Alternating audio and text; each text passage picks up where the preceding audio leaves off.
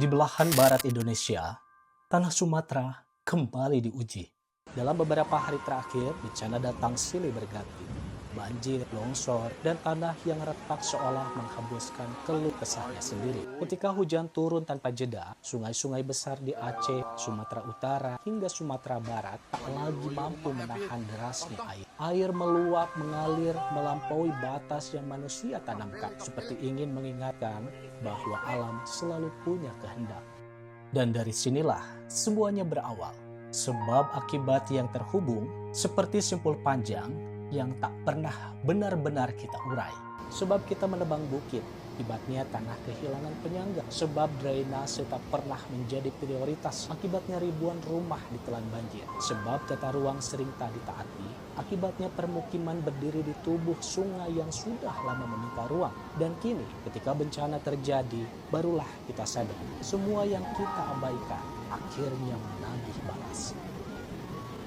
Namun bencana ini tidak hanya merenggut rumah dan harapan manusia saja. Ia merenggut suara-suara kecil yang jarang kita dengar. Di balik lumpur, di antara reruntuhan kayu dan atap seng, ada makhluk lain yang juga kehilangan dunia mereka. Kucing-kucing yang biasanya berkeliaran di gang sempit, kini basah, gemetar, dan mencari tempat berteduh. Anjing-anjing kampung yang setia menjaga rumah tuannya, kini berkeliaran tanpa arah, menunggu seseorang yang mungkin tak pernah kembali. Bencana tak pernah memilih korban.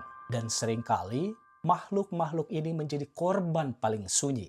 Air yang naik tiba-tiba bukan hanya menyeret perabotan rumah, tetapi juga menyeret keluarga, manusia, dan hewan ke dalam kepanikan yang sama. Ketika manusia berlarian mengungsi, sebagian kucing dan anjing tertinggal, bukan karena tidak disayangi, tetapi karena kepanikan dan keterbatasan membuat semua orang hanya punya hitungan detik untuk menyelamatkan diri. Di tempat pengungsian, ratusan warga tidur berdesakan. Namun bagi hewan-hewan ini, tidak ada tenda pengungsian.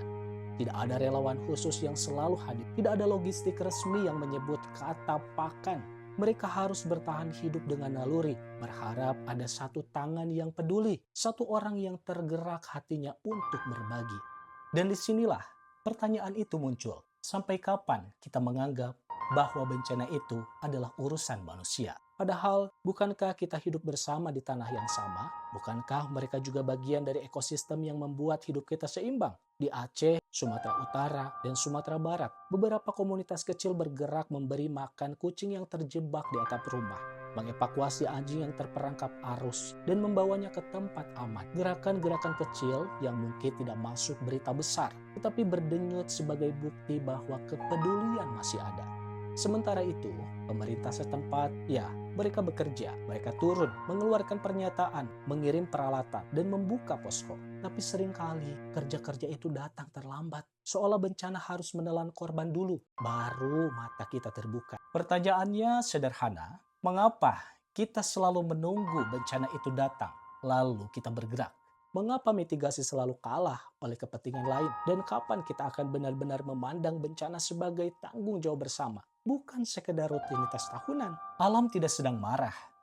Ia hanya jenuh. Jenuh pada sungai yang diganggu, bukit yang digunduli, dan lahan yang dibagi tanpa pertimbangan. Dan akibat dari kejenuhan itu, ini dirasakan oleh semua makhluk yang tinggal di tanah Sumatera. Tapi seperti setiap bencana, selalu ada ruang untuk harapan. Harapan itu tumbuh dari tangan-tangan kecil yang menolong tanpa menunggu perintah, dari relawan yang membawa kantong pakan untuk kucing liar yang kelaparan, dari tetangga yang menggendong anjing tua agar tidak hanyut, dari orang-orang yang menyisihkan sedikit nasi, sedikit air, sedikit tenaga untuk menyelamatkan kehidupan yang tak pernah bersuara. Karena pada akhirnya, kemanusiaan tidak hanya diukur tentang bagaimana kita menolong sesama manusia, tapi juga bagaimana kita memperlakukan makhluk yang tak bisa meminta tolong dengan kata-kata. Sumatera memang sedang terluka, tapi selama masih ada orang yang peduli, luka itu tidak akan selamanya menganga. Kita hanya perlu belajar, memperbaiki, dan tidak menunggu bencana berikutnya untuk bertindak lebih bijak. Bencana bisa saja datang, tapi kepedulian, kitalah yang menentukan.